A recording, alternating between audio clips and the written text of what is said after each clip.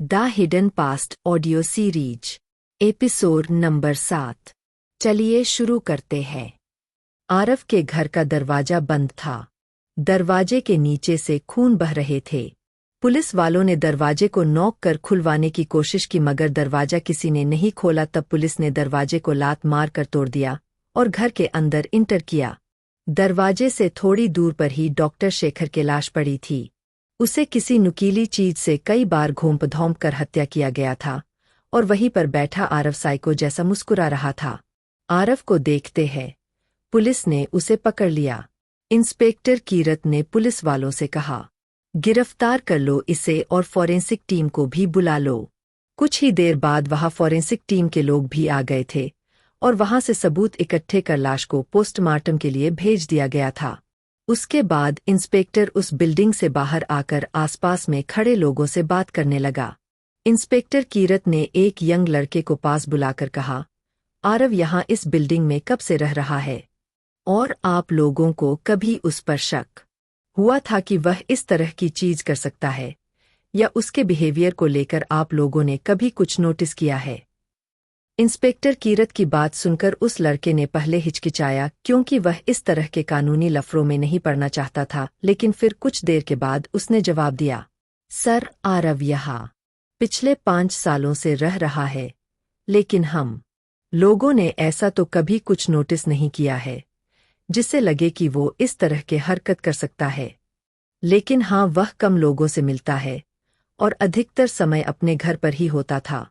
उसका किसी से मिलना जुलना भी नहीं होता था। उसके यहाँ सिर्फ खाना बनाने के लिए एक मेड आती थी और हर वीक ये डॉक्टर साहब उसके इलाज के लिए आते थे। इंस्पेक्टर कीरत ने खुद से बड़बड़ाते हुए कहा, मेड और डॉक्टरा। इसके बाद इंस्पेक्टर अपनी टीम के साथ पुलिस स्टेशन आ गया और कुछ ही देर बाद पुलिस वालों ने आरव की मेड और डॉक्टर शेखर के हॉस्पिटल से उसके जूनियर डॉक्टर को थाने में बुला लिया गया था। जूनियर डॉक्टर को बाहर वेट करने के लिए बोला गया था, जबकि इंस्पेक्टर कीरत मेड से बातचीत कर रहा था। जी, हमरा नाम पुष्पा है और हम आरव साहिब के यहाँ पिछले 3 सालों से खाना बना रही हूँ, पुष्पा ने जवाब दिया।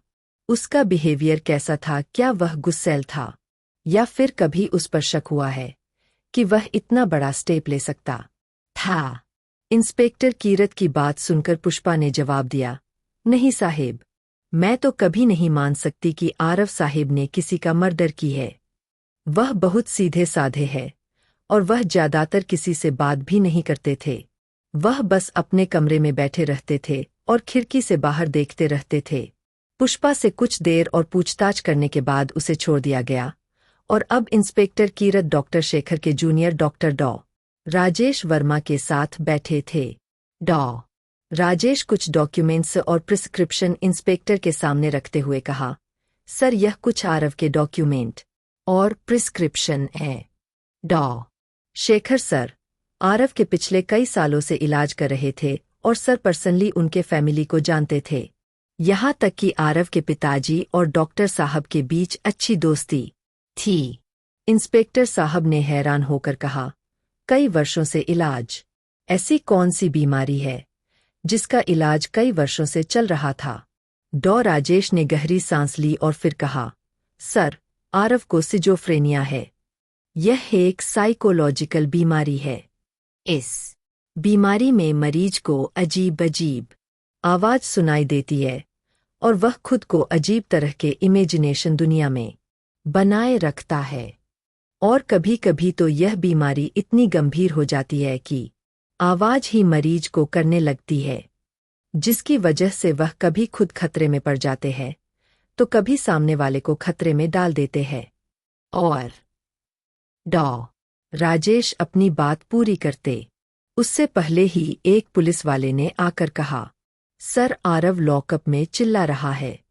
वह बार बार कह रहा है कि उसे अपने सीनियर इंस्पेक्टर विक्रांत से मिलना है।